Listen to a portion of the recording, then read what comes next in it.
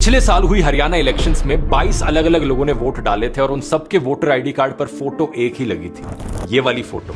गौर से देखिए इस औरत को, क्योंकि ये इंडियन नहीं है, ये एक ब्राजीलियन मॉडल है जिसका नाम है लारिसा। अलग अलग वोटर आईडी कार्ड्स पर फोटो लारिसा की लगी थी, लेकिन नाम कभी सीमा था तो कभी स्वीटी, कभी विमला था तो कभी सुनीता। ये कमाल का फैक्ट हमें पता चला राहुल गांधी से 5 नवंबर को, जब उन्होंने एक और बड़ा एक्सपोजे किया वोट चोरी पर। पिछले कई महीनों से कांग्रेस की इन्वेस्टिगेटिव टीम काम कर रही थी इस सारे डेटा को कलेक्ट करने के लिए, और अब ये सारी इंफॉर्मेशन पता करने के बाद उन्होंने आरोप लगाया है कि डुप्लीकेट, इनवैलिड एड्रेस और बल्क वोट्स को मिलाकर 2024 की हरियाणा असेंबली इलेक्शन में करीब 25 लाख वोटों की चोरी की गई है, यानी कि हर 8 में से 1 वोटर फर्जी था। एक और उदाहरण देखो इसका, ये वाली फोटो एक महिला की 2 बूथ पर अलग अलग नाम से 223 बार थी। एक जगह पर तो विक्रम सिंह नाम के आदमी के आगे इस महिला की फोटो लगी हुई थी। ऐसे ही एक बीजेपी लीडर के घर पर 66 वोट्स रजिस्टर्ड थे। राहुल गांधी ने यह भी आरोप लगाया था कि हजारों ऐसे बीजेपी वोटर्स और लीडर्स हैं जो एक से ज्यादा राज्यों में वोट डाल रहे हैं। 6 नवंबर को बिहार में फर्स्ट फेज की वोटिंग में इसका एक लाइव एग्जांपल भी देखने को मिला। राज्यसभा के एमपी रहे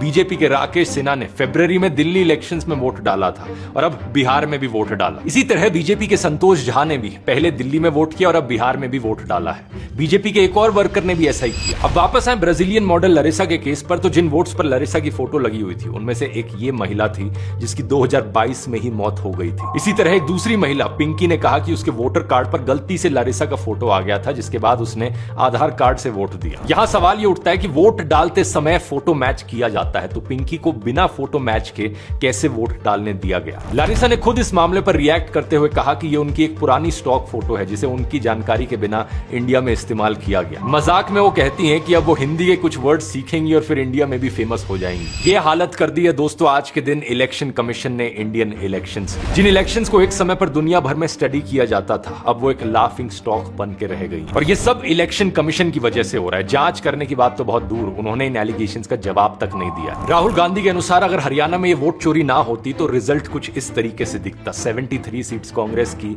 और 17 सीट्स बीजेपी की। इत्तेफाक की बात यह है कि हरियाणा इलेक्शन से पहले कई सारे ओपिनियन और एग्जिट पोल्स भी कुछ ऐसा ही बता रहे थे।